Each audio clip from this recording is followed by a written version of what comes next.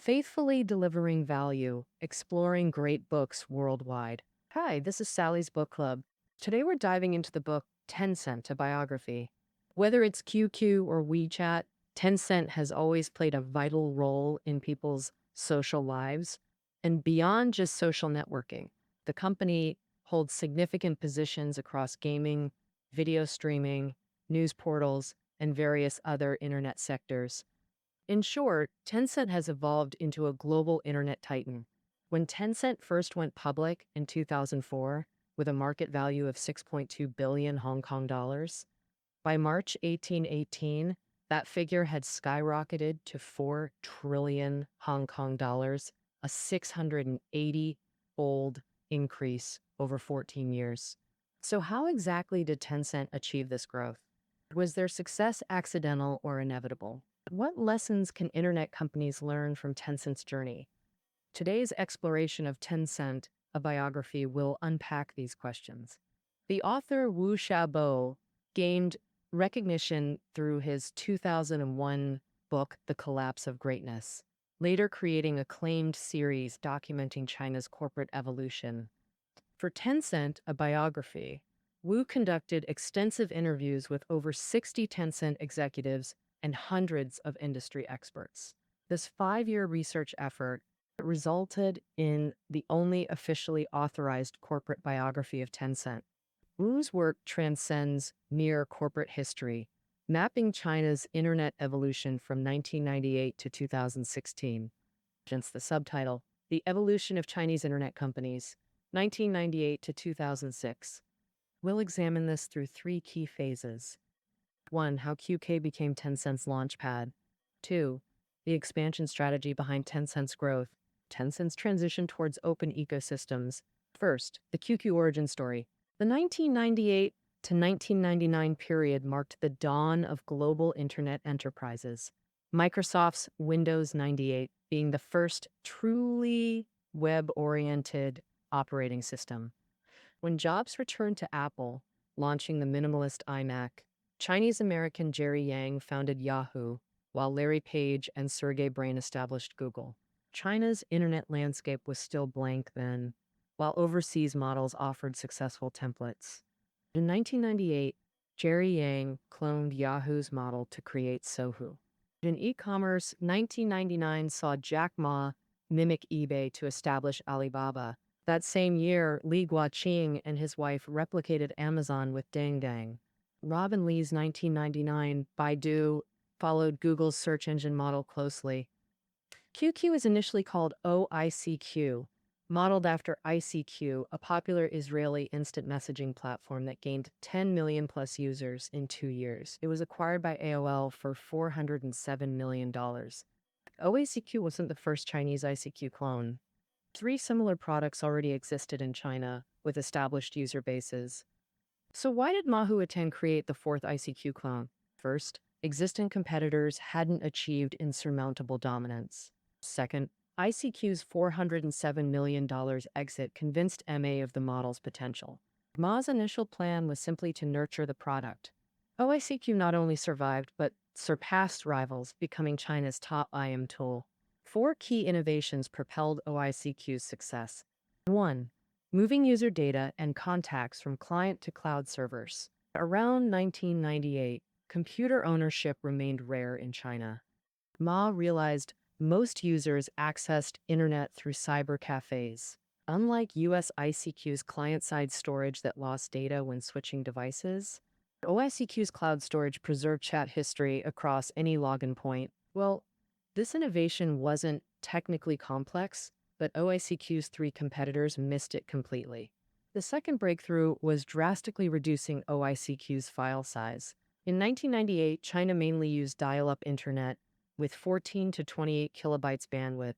Even America's 3 to 5 megabytes ICQ took ages to download. Ma's team compressed OICQ to 220 kilobytes, just 5 minutes download time. Third innovation, advanced server cost optimization. This became Tencent's survival key. Servers were extremely expensive in China. More users per server meant radical cost reduction. Final innovation, revolutionary user experience. OICQ pioneered features like offline messaging, adding strangers, and custom avatars. Never underestimate these details. They built viral word of mouth. OICQ grew virally, quadrupling users every 90 days at peak. User count exploded past 1 million in just 9 months. Ma's team faced bittersweet success. While market validation thrilled them, lacking monetization meant server costs spiraled. In 1999, when urban incomes averaged 6,000 yen, each 50,000 yen server was astronomical. OICQ was brilliant but burning cash fast. Ma's team took side jobs to find OICQ, still bleeding money. At lowest point, he considered selling Tencent, like ICQ's exit. But China lacked visionary buyers. 6 firms rejected acquisition. Nobody saw a path to profitability. Acquiring Tencent meant inheriting money pit until IDG's lifeline at 50,000 yuan left. The arrival of American VC firms wasn't accidental. This high-risk, high-reward model had entered China since late 1994. The traditional industries neither needed such investments nor met VC's return expectations. It wasn't until 1999's internet boom that VC suddenly gained traction in China. Finally, in April 2000, Tencent secured funding from 2 investors. Li Ka-shing's son, Richard Li's PCCW, and IDG invested $2.2 million for 40% equity. That same month, the dot-com bubble burst globally, crashing stock markets. Had Tencent missed this funding window, bankruptcy would have been inevitable. Truth be told, luck sometimes plays a role in success. Throughout 2000's capital winter, Tencent struggled without monetization. IDG started planning exit strategies. PCCW, burdened by debt and losses, needed cash urgently. Despite 5 times returns, both sold 20% shares, unaware of future gains. Ironically, Tencent stock later skyrocketed on Hong Kong exchanges. Hong Kong media later speculated if Richard Li regretted selling. In 2000, OICQ rebranded as QQ while testing monetization through ads. But QQ's 16-22-year-old users lacked purchasing power, deterring advertisers. Even Dior ads failed. Luxury brands mismatched QK's youthful demographic. Enterprise services also flopped. QQ's playful image couldn't rival MSN's professionalism. Tencent's boldest move, charging for QQ registrations, sparked nationwide backlash. Once tasting free services, nobody wanted to pay. The turning point came from an employee named Xu Liang. After losing his phone and delaying onboarding, Xu was assigned as product manager, a temporary role with no clear duties. What exactly does a product manager do? HR replied, study products while awaiting new assignments. Yet in this limbo, Xu became Tencent's monetization hero. Xu discovered a Korean site called Say Club through serendipity. Users customized avatars with hairstyles, outfits, and accessories. Spending 400 yen on translations, Xu decoded the foreign platform. His analysis revealed perfect adaptation potential for QQ. Thus, QQ Show was born, approved instantly by Ma Huateng. This marked Tencent's first non-R&D-led project, establishing its product manager system. Innovation became standard practice. Any idea got its shot. This cultural shift fueled Tencent's continuous innovation. QQ Show sold 5 million virtual items within 6 months. The Red Diamond VIP tier introduced subscription perks and exclusive discounts. Monthly revenue skyrocketed from 4 million yen to 10 million yen or more with Red Diamond. QQ Show succeeded by transforming utility into self-expression platform. QQ groups had already fostered pseudo-familiar relationships. Users interacted with known or semi-known contacts. This social foundation created demand for digital self-expression. QQ Show leveraged users' comparison psychology among acquaintances through personalized avatars. Red Diamond VIP took this social dynamic to new heights. As users established digital identities on QQ, switching platforms became emotionally difficult. From 1998 to 2003, 5 critical years when internet evolution could crush slow adopters. Ma persisted with a massively popular yet unprofitable product until finding sustainable monetization.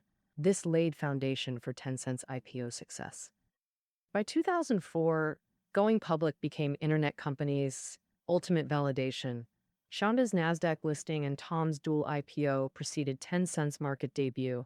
On June 16, 2004, Tencent listed on HKEX, marking its transition to corporate maturity. Few anticipated it would become HKEX's top valued company and global top 5. Now, our first question, how did QQ drive Tencent rise? Let's recap key points. OACQ's innovations made it China's dominant social tool, yet monetization struggles nearly bankrupted the company. Post VC funding, QQ shows breakthrough established viable monetization. This created user emotional bonds and institutionalized product manager system, crucial for IPO success.